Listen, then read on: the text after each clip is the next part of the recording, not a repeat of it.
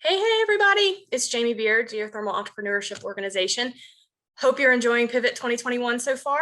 Welcome to the Five on Fire award announcement.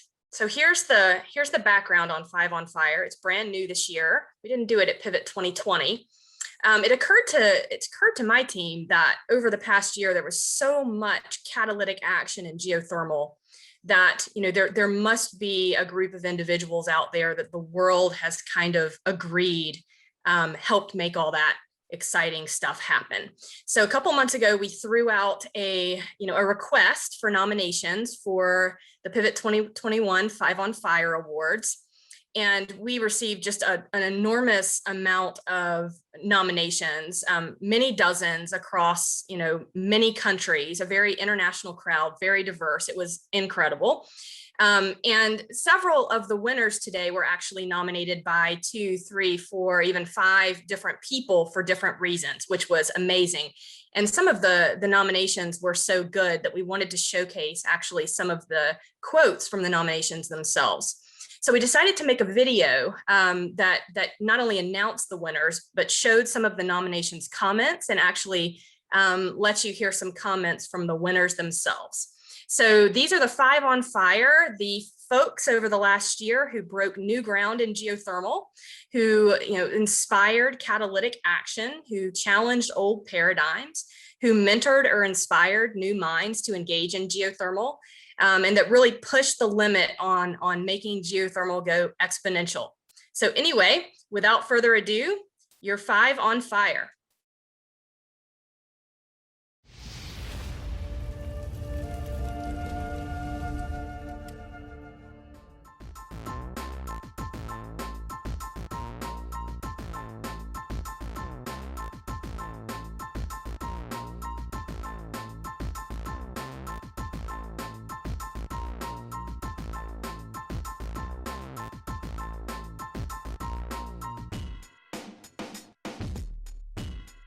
One of the things that really excites me about geothermal is that every building is already sitting on this vast reservoir of renewable energy right there for the taking. I think geothermal has suffered from being invisible. Thank you to Pivot and all the work you're doing to make geothermal as a resource and our work within the community more visible, because I think once people learn about it, the elegance of the solution and what it could mean to have this baseload power source right there, already where it's needed, it wins us a lot of fans and a lot of supporters.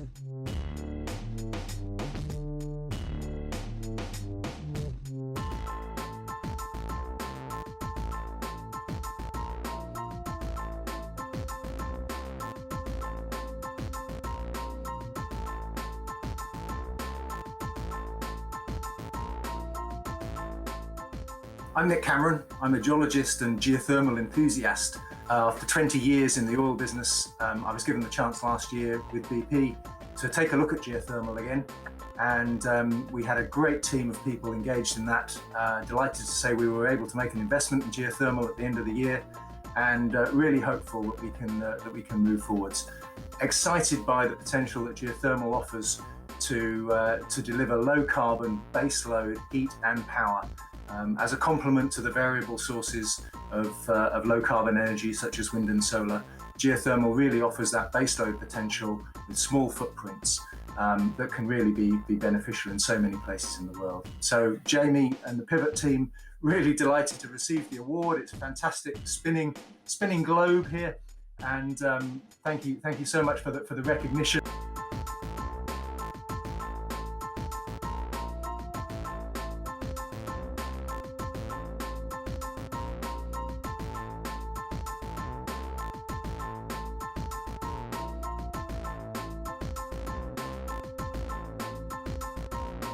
I'm incredibly excited and honored to be receiving Pivot's Five on Fire Award.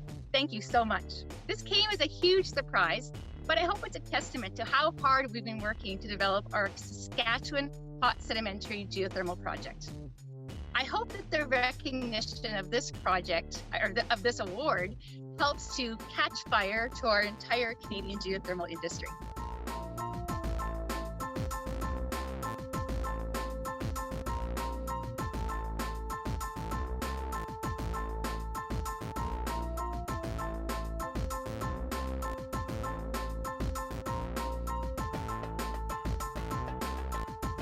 And I think geothermal is cool because it is firm, dispatchable electricity in an era when we badly need it without a lot of the problems that come with nuclear or CCS.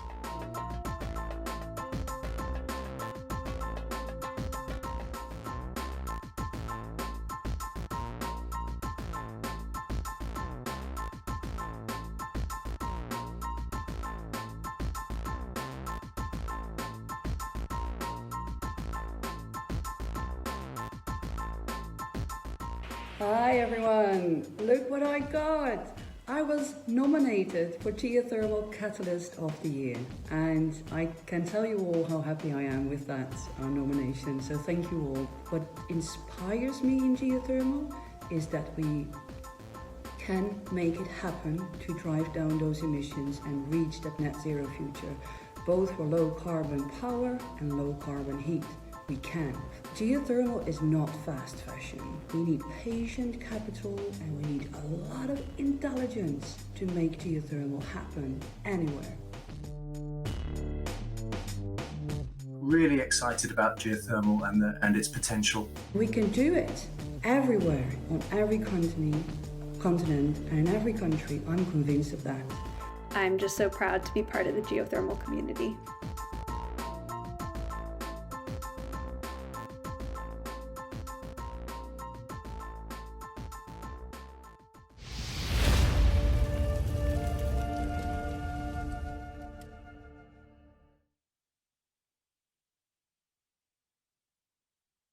All right, congrats everybody. Congrats to the Five on Fire, and many thanks to the nominators who made these folks happen this year and really put on display how important their contributions are. So thank you. And if you've got folks in mind that you think should have been highlighted this year, don't forget Pivot 2022. So keep them in mind and make sure to nominate them for next year. So keep it coming. All right, so without further ado, we've got our next cool Fireside Chat. Today is going to be super fun. The Fireside Chat is led by Fervo Energy's own Tim Latimer, the CEO of Fervo. He's a very pioneering entrepreneur in the geothermal space and has made a huge impact. So welcome, Tim, and Tim will welcome in his panelist. Great. Thank you, Jamie. And thank you again. I don't think we can say it enough for your spirit and organization and making this week a reality. It's been a ton of fun so far. We're almost at sort of the midpoint check-in. I've learned a lot from the sessions already and looking forward to the rest of the week. So as always, thank you, Jamie, for your leadership here and kicking off a great pivot. I am delighted for this conversation. We're joined by Jigar Shah, the director of the Loan Programs Office. Energy icon, entrepreneur, investor, personal hero of mine, somebody who's really championed the energy sector and has been involved in geothermal for a long time, has a really important role now in potentially catalyzing even more geothermal and making what we call the geothermal decade a reality. So very excited to have you. And I think, Jigar, maybe I'll welcome you up here. And if you could give us a short introduction of yourself for anyone who may not be aware, and then we'll just jump right into the discussion. Thanks, Tim. Jigar Shah, Director of the Loan Programs Office. I've been working in clean energy for, I guess, since 1995. So it's been a long time. And I've loved every moment of it, from the founding SunEdison to the Carbon War Room with Sir Richard Branson to the Energy Gang podcast, which I'm very sorry that I'm not able to do every week anymore. And to Generate Capital, who, congrats to the team who raised $2 billion this week and continues to lead on the leading edge of sustainability. Excellent. Thanks, Jigar. Maybe I'll start off with sort of a simple one. For anybody who may not know about the Loan Programs Office, or would you mind just kind of giving a descriptor of what it is, what the mission is, and just an overall overview of the purpose of the office. Yeah, thanks. So in 2005, Senator Pete Domenici recognized that the Department of Energy has just loads and loads of technologies that it has done a fantastic job of supporting through technology readiness. And when they got to a certain pre-commercialization step, they just sort of sat there waiting for the private sector to invest. And what they realized is that the private sector wasn't against bringing these technologies to market, but the way that technologies in the energy space work is that you have equity and debt, right? Technologies are rarely 100% equity financed when they go to market. And for many commercial banks, they just didn't want to be first. And so there's just all sorts of technologies that are 10, 15, 20 years old that, you know, haven't been deployed at scale because banks didn't really want to be first. And so he created an office with his colleagues, of course, called the Loan Programs Office. And it was, you know, designed to be self-funding and basically to be able to provide money from the federal financing bank at the US Treasury Department to provide senior debt to technologies that the commercial banking sector just didn't really want to go first on. And so we have the ability to do the first 3, 4 or so deployments of a technology, even with micro changes, right? So in the biofuel space, some of the technologies that we're funding are, you know, not completely brand new, but they're enough different that the commercial banking space continues to be worried. But when you think about nuclear or solar and wind back in 2009, 2010, or you think about today, you know, small low impact hydro or pumped hydro storage or virtual power plants with demand response and load control, all of those things are scary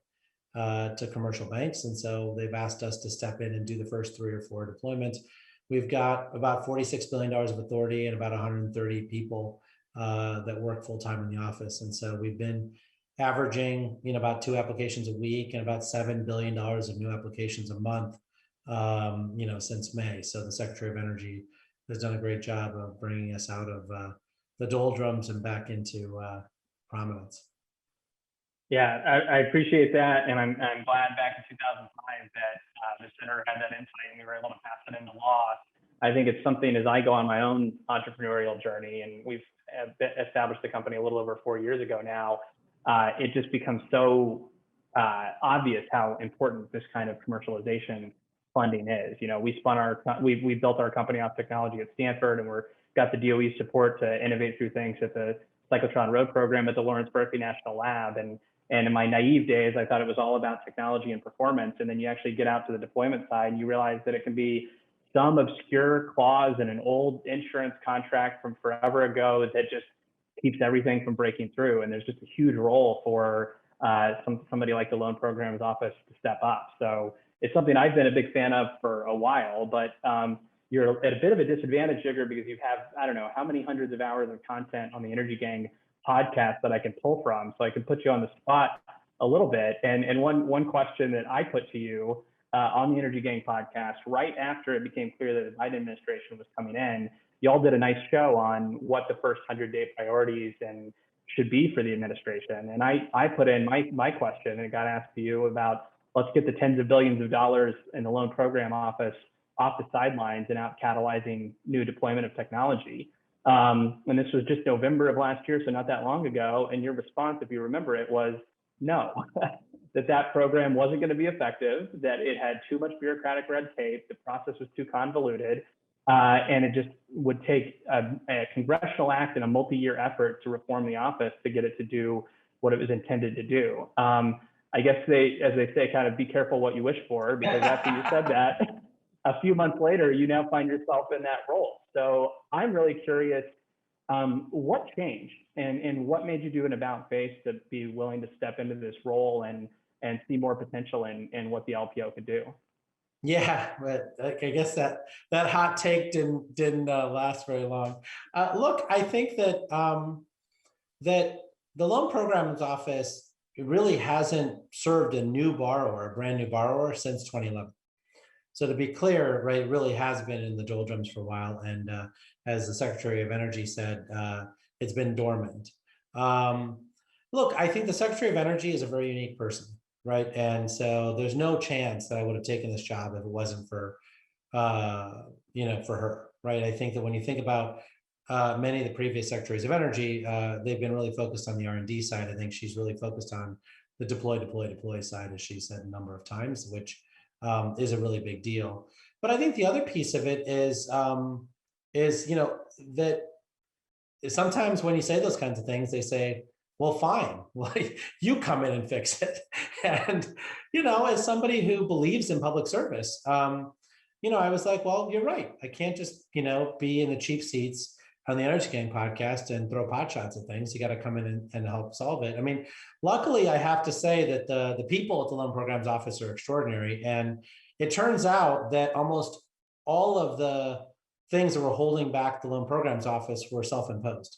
The Department of Energy and others had basically restricted itself in its ability to do things. And so we've been able to clear a lot of that away and really get back to the Congress's original intent, which actually has allowed us to get all these applications and loan in the Loan Programs Office. And it does take us, 5 or 6 months to get through the loan. So I think you'll see the first approval sometimes towards the end of the year. That's great to hear. And I am curious too, just referencing back to that same comment, you said that it was going to take a congressional act to fix some of the issues, and then you got it, right? And I wonder if you maybe cover, there were some very relevant provisions in the Energy Act of 2020 on the LPO, and what does that mean for your office's ability to support technologies? Yeah, it's a great question. So, I think the thing that people focus on the most is on really being able to defer the fees. It used to be you had to pay 50 grand just to put an application in, and then you had to pay all the ongoing costs for diligence, et cetera, which really made it hard for small companies to apply for Loan Programs Office. Today, all those fees have been deferred really to the funding of the loan, which I think has made it really a lot more accessible, and we've got a lot more applications as a result. The other things that we found, though, is that it used to be that we had a feeling that all of the credit subsidy had to be paid up front, right? So the way the Loan Programs Office works is everyone gets the same loan. It's basically U.S. Treasuries plus 3/8 of a point for up to 30 years, depending on the life of the equipment. But then we correct for that by making you pay a credit subsidy up front to really pre-fund the loan loss reserve for the whole program. Well, we now have the ability to spread those costs over the first 5 to 10 years, as opposed to making people raise a bunch of equity to pay for it up front. And so that was another big change, which was probably one of the most annoying things for borrowers. But other things that we were able to change is, for instance, merchant risk. So it used to be that you really just didn't believe you could take merchant risk. I mean, when you think about battery storage, when you think about modern solar and wind projects, when you think about other projects in the commodity space, not every place is going to sign a 20-year power purchase agreement with fixed price and offtake. And so we now have the ability to work with third parties to establish merchant curves and provide debt against those merchant curves, in a way that a commercial bank should provide that money, but is not interested in leaning in for. And so those are 3 big things. There's 10 more, but I'd say that the program is far more friendly today than it was last November. Yeah, that's good to hear. I actually, when we get into the geothermal specific later on, I'd love to double click on that merchant issue, because that's not something I'd heard before, and that actually could be quite a bit different, because sometimes customers don't come along on the innovation journey as fast as elsewhere. So that could be an important piece. But just a comment, I think you're in a lucky spot. I think everyone always uses the phrase oh, it'll take an act of Congress to do this or that, and then I don't think people really mean that to mean literally I'm going to get an act of Congress to change this. So you're stepping in at a great time, and there's no when you're a startup and you raise venture capital dollars, something that gets drilled into you is that you're never going to have a more expensive dollar that you raise than you do in that moment. And the idea of a startup with scarce resources spending venture capital dollars on fees up front for an uncertain loan, it just is not realistic. So I think that's one of the biggest things, because and a lot of innovation is going to come from startups and small companies. And without that change, startups were essentially locked out of the market, because there's no way you can go convince your investors to spend their dollars on fees for a loan that you may or may not get. So I think that makes a huge difference. And I think kind of moving into the geothermal specifics here, again, pulling from some of your Energy Gang decades of hundreds of hours of content, I got very excited after you did accept the the new role in the administration. We had a very bittersweet Jigar's farewell episode, but what you said in there is you were asked about what your main priorities for the loan program are, and you stated the obvious ones is what you called them: offshore wind, hydrogen, electric vehicles, including more heavy duty vehicles, and then geothermal as the fourth one of technologies that were ready to go, where you think there was a mismatch between how investors were viewing the technology risk and where it actually was.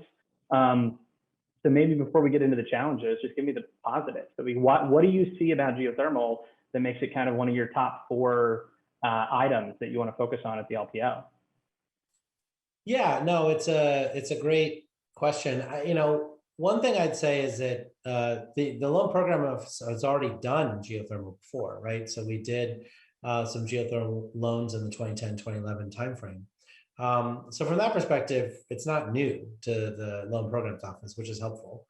We've done the underwriting before, so that's good. But I think the other thing I'd say is that when you look at, hydraulic fracturing and some of the other technologies that have like really been practiced and ramped up since 2008, 2009, the cost of doing all those things and the understanding that we have around subsurface today is just quite a bit more specific than it was in 2008. And so I think when you think about where we are today, there's a lot of technology that can transfer from the oil and gas industry to the geothermal industry. And then the last thing I'd say is, I don't think in 2009 people were really thinking about things like flexible base load or some of the other key components of the grid. And today it very much is front of mind, right? I mean, the intermittent resources like solar and wind, which are extraordinary, obviously where I've spent a lot of my career, are fantastic. And there are some solutions around short-term and long-term battery storage, green hydrogen and other things.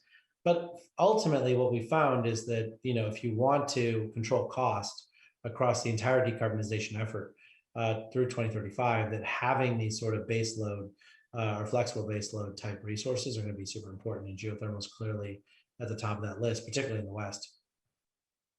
Yeah, that's all kind of a consistent theme of that. I think is a big reason why Jamie's organization is so successful and driving this time truly is different. I mean, that's why we call it the geothermal decade. It's tech and market coming together at the same time. No one thought about flexible baseload 10 years ago. I don't think that was even a phrase that people said, and thinking through it in a carbon-free way. And so it's a huge difference, and we're seeing those same trends. And I think the market is supporting it, from venture capital dollars coming into geothermal and power purchase agreements being signed. So it's there, and there's excitement in this space for the first time in a decade, as you mentioned. So I think we're really excited to get some of these projects far enough along for the loan program office to get there. But maybe I'll flip the question though, is clearly the loan program office has supported geothermal in the past. The loan program office was also really pivotal in supporting technologies like Tesla and some of the first utility scale solar projects.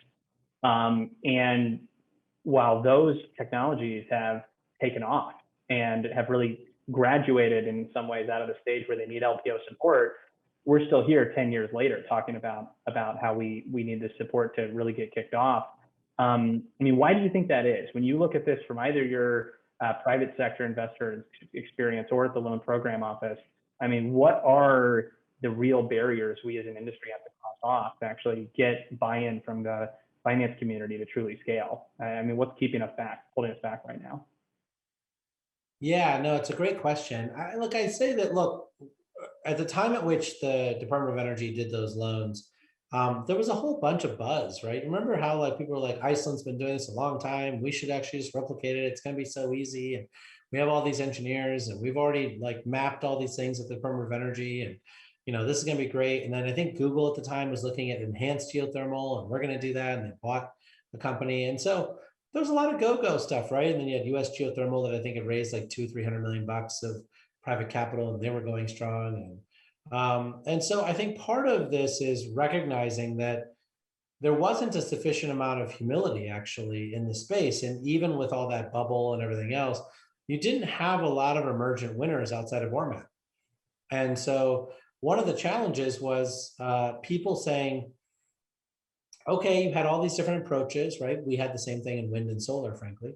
And have we actually harmonized on a way to really manage risk so that we have a consistent product where if we go through this diligence, if we hire the right consultants, if we get the right independent engineers, like, are we going to get a consistent product every time? And the answer was no, right? And so I think this time around, I think people are saying, well, we think we can do better. And there's lots of reasons to believe them, right? I mean, one is that, hydraulic fracturing is like very mature. And so a lot of the best practices, horizontal drilling and all those things can be used today. But the other piece of it is that you now have companies that are fairly desperate's not the right word, but like more interested, like Halliburton or Schlumberger or others who've seen a great fall off in some of their revenues on the fracking side, who are like, hey, maybe we can repurpose a lot of these assets and a lot of this know-how into the geothermal space, right? It used to be when we did diligence in geothermal, people would say, the best we could do is plus or minus 25% for the amount of heat that we think we can get out of the well, right?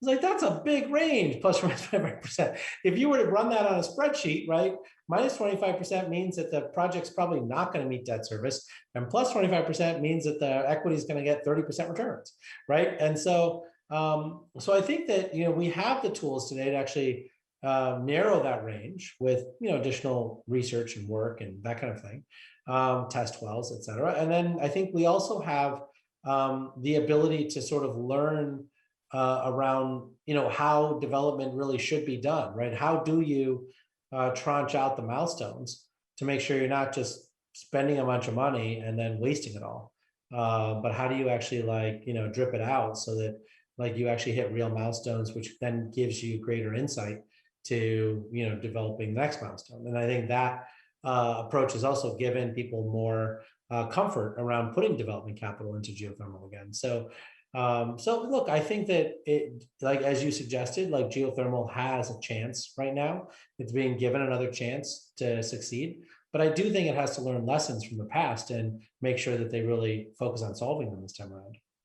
Yeah, that makes a lot of sense, especially when you look at the ebbs and flows of the geothermal market. And I think everything you said is exactly right, but I also want to credit the folks that drove forward that previous big interest in geothermal, because we take the lessons from that time period and are able to build on them from kind of a standing start now. I always refer back to this very guy's business school thing, but the Gartner hype cycle, where they show that the hype builds and you get what they call the peak of inflated expectations, and then you drop down to the trough of disillusionment before you come up to the slope of enlightenment.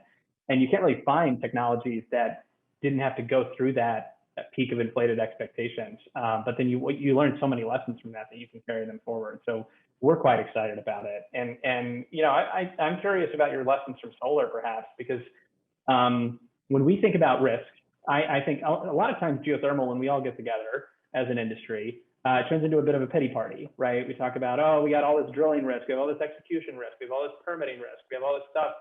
And we like to think of ourselves as somewhat uniquely risky and have all these challenges. But what's interesting for me, and I'll give you an example. I had a great conversation with Doug Eaglesham a few months ago, who got a lot of loan program office support when he was with First Solar. And I was telling him about how impossible we were compared to solar. And he was like, oh no, you go back to 2009 and every question you're asking about how fast is the resource going to degrade? Is it going to perform the way it expects?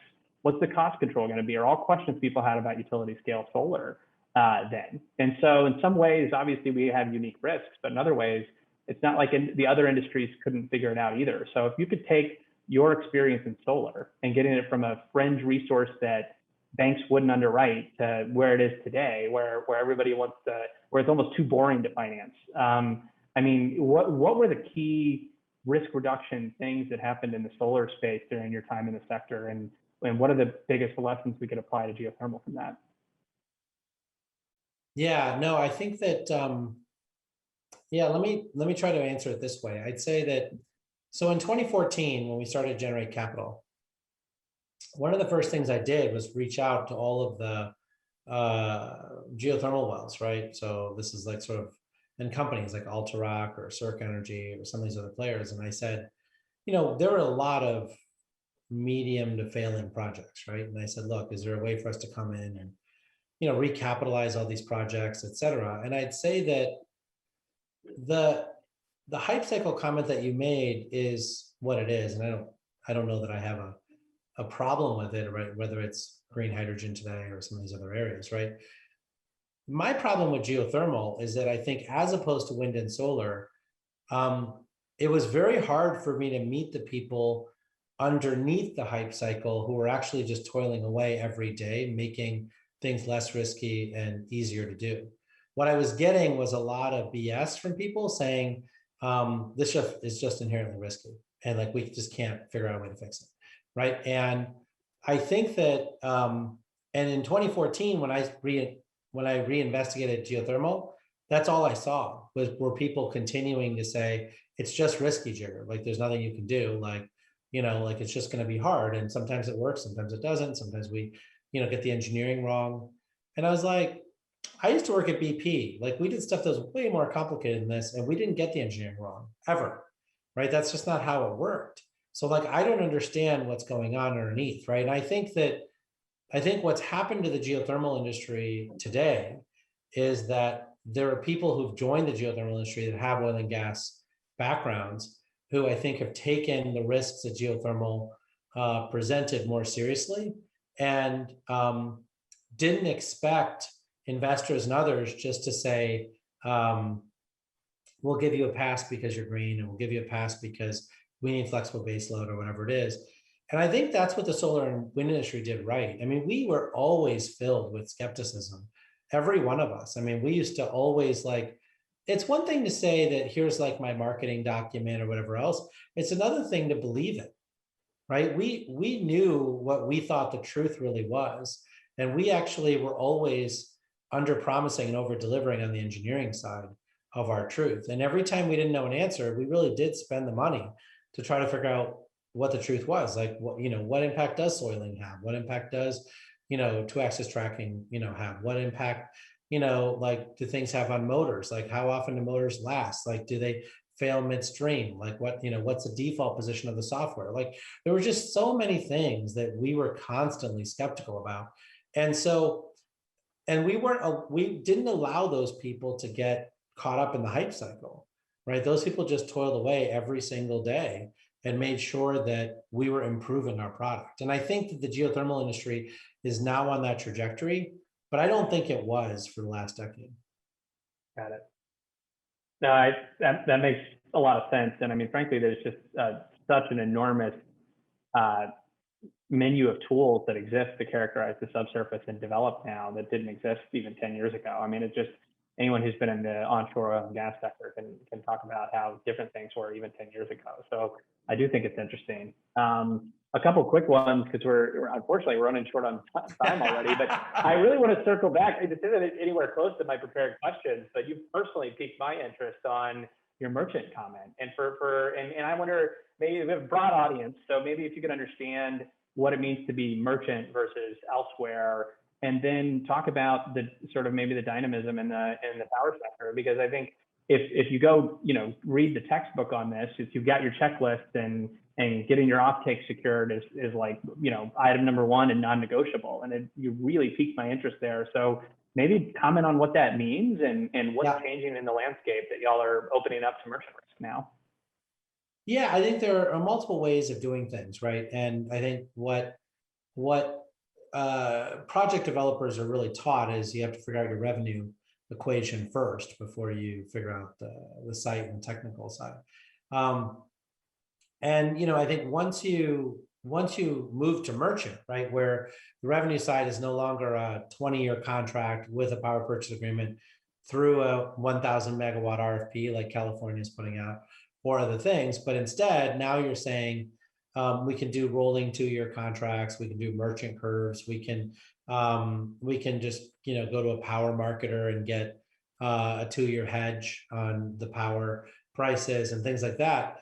Then you're far more free to just pick sites that are ideal for geothermal, right? Sites where test wells have already been drilled. You actually have a much lower cost of development. You actually feel like, because of geological pieces, you can actually get the costs in lower. There's lots of things that you can optimize optimize for on the cost side, right?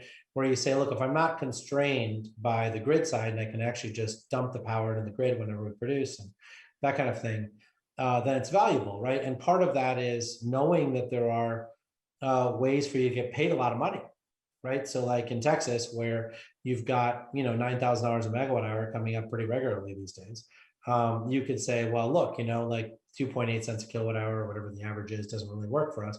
But as long as we get 70 hours a year of $9,000 a megawatt hour or $1,000 a megawatt hour, then we really can make the numbers work. And we just have to make sure that from a maintenance perspective that we're always online, and that's not the time that we're offline for maintenance, right? And so there are ways of which to do that. And then generally what you normally do is you don't just do a merchant project in one location, you do 10 merchant projects, and then you cross collateralize the risk across all 10. So, you know, one of them may be offline for maintenance, but the other 9 are not. And so as a portfolio, the risks are even lower that you're gonna meet debt service and pay your bills on time than if you just do one project, right? And so those are the kinds of situations that we're now comfortable evaluating. It doesn't mean that we're gonna, you know, provide you guys any subsidies based on that approach, right? We still want a commercial bank approach and want to make sure that we hit the, you know, metric of reasonable prospect of repayment. But we understand that there are places where you're pretty confident that you're going to be able to get compensated well for being able to, you know, run almost 24 hours a day. Yeah, no, that makes a lot of sense. And like I say, it's interesting that to hear you say that, because I think it opens up a huge market potential for geothermal, where again, we could focus more about siting projects in the optimum location. And it is something too that we see, you know, a lot of ways people forecast prices is they just take a price and then apply some escalator to it and go.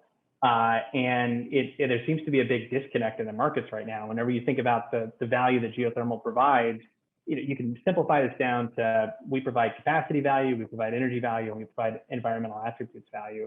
And what we see a lot when people are making buying decisions is they just take today's capacity value and apply some escalator to it, and that's what it is.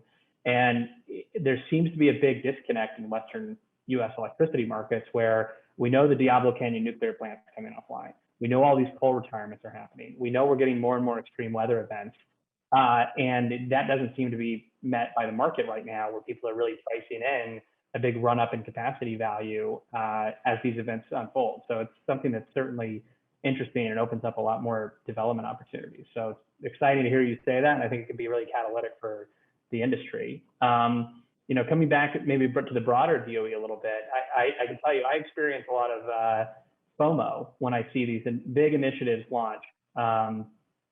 I'm very excited to see the long duration storage initiative announced by the secretary earlier this week. Very excited to see a big hydrogen initiative, although they kind of stole our name. I think Earthshot belongs a lot more with the geothermal sector than the other things.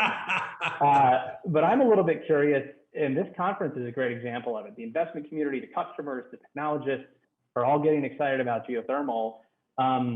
When do we get our day with the DOE? I mean, are you able to push? Are you seeing excitement there up and down the chain at the DOE? Are we getting the buy-in from the administration? You know, when do we get the more appropriately named Earthshot for geothermal and get the might of the Department of Energy behind our initiatives? Well, you know, it all comes down to the fact that, you know, look, we love all of our technologies equally. And I think that the big thing is around what you need from the Department of Energy, right? I mean, from my perspective, the geothermal industry is not a learning curve issue, right? With long duration storage and green hydrogen, it's really more about learning curve and, you know, cumulative doublings of experience to reduce costs, right? Geothermal is really not that. And low impact hydro is not really that either. There is some efficiencies around engineering costs. You can imagine engineering costs becoming smaller for each project. And then also, you know, mobilization costs could come down over time as well. But in general, I think geothermal is really more about consistency and value establishment from the markets, right? And because, like, if you were to do a merchant curve, which I'm not saying that you shouldn't do, by definition, the cost of capital is higher. right? It just is, right? And so you can imagine a utility company saying, well, why would I want to saddle the ratepayers in this region with higher costs from geothermal when I could just sign a 20-year PPA for your stuff, right? And then you get much lower cost of capital, right? And so that's something that they can do, right? But I think that when you think through what geothermal really has in the way, I think it really is more about consistency, bringing in the big players, right? Bringing in Halliburton, Schlumberger, the big oil companies and others who have expertise in this area, and getting them to bring their, tens of thousands of engineers to bear. And then I think it's also around establishing with the RTOs, the markets, the utility companies, that they really are going to need this flexible baseload.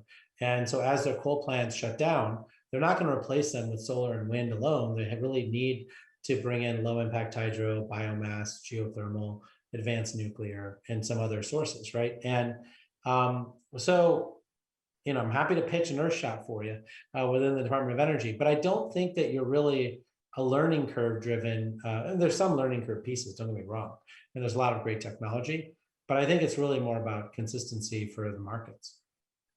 Yeah, and I put that, I may disagree with you a little bit, which is that I do think we are a learning curve industry. The learning curves only happen when you solve the consistency problem. And so I think that's something that we're excited about with some of the technologies we're seeing today to deliver more consistent results, because that's what lets you work on learning. And the other thing I'll point out here is, consistency is something that you can only prove with data and shots on goal, and us convincing the investment community or the offtake community that we're consistent requires us to actually build projects. So if you know of any place to provide catalytic funding to a burgeoning industry so that we can prove out that consistency to get later stage capital, let me know, because our industry is quite ready for that. The check is in the mail, as we say. But I do think that the LPO is a form of catalytic capital, and I think we are willing to lean in now for projects that may not be built until 2024.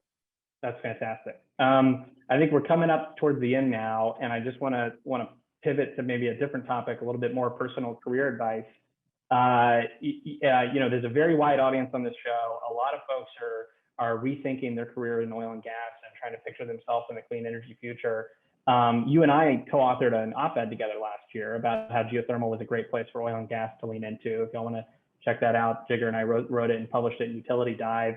But one thing that was interesting, myself and you both started our career, with BP in the oil and part of the oil sector. And I'm curious if you could just describe a little bit about your career journey, what it was like to work more closely with the oil and gas industry, and what advice you may have to anybody who's trying to rethink their career in the context of the energy transition.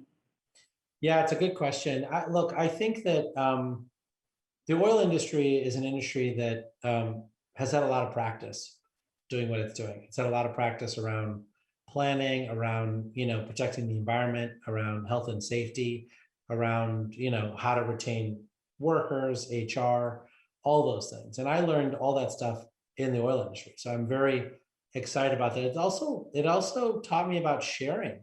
We used to give our data to third parties, which then would anonymize it with other people's data so that we could see how everybody was doing. That's not stuff that the clean energy industry does on a regular basis. It used to, but it also taught me things that don't work too, right? So for instance, it taught me that the oil and gas industry doesn't understand project finance. They only know how to do corporate equity and corporate debt. That's what it is, right? They're actually not great at lobbying. For all the stuff that people are like, the oil and gas industry is super powerful. My experience was that they couldn't stand each other in lobbying efforts. It was really hard for them to work together. And so I think people should give themselves a break in terms of how hard it is to bring coalitions together. And I think the clean energy industry has been really good about that. But I learned a lot. And so I'm really glad that I was able to start there. And I think the biggest thing I learned about was risk management and humility. I think that the one thing the oil industry has is the humility around what it really takes to power a modern society, and to have those that weight sit on your shoulders. I think that the clean energy industry in general has been, reticent to take that full weight on its shoulders. I think it is finally doing that now. But for a long time, I think it said, well, we're only 2% market share. We don't have to do that.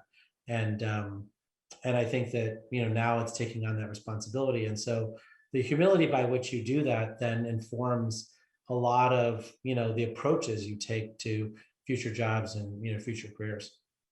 Yeah, absolutely. I couldn't have said it better. I think I'm grateful every day for everything I learned about project management, focus on health and safety, risk management, and interdisciplinary work. And there's a lot that the oil and gas industry has to offer clean energy, and no better place to do it than geothermal. So we're very excited about the renewed interest in finding partners. We're at time here. Is there anything, parting shots that you'd love to give, advice to the industry before we head out? Just that we're open for business. And if you've got projects, I mean, really, this is the time. There's been no better time than now to really, pursue your dream, join the industry, figure out how we decarbonize. We have a lot of work to do to get to the goals by 2035 for the electricity grid and the rest of the economy by 2050.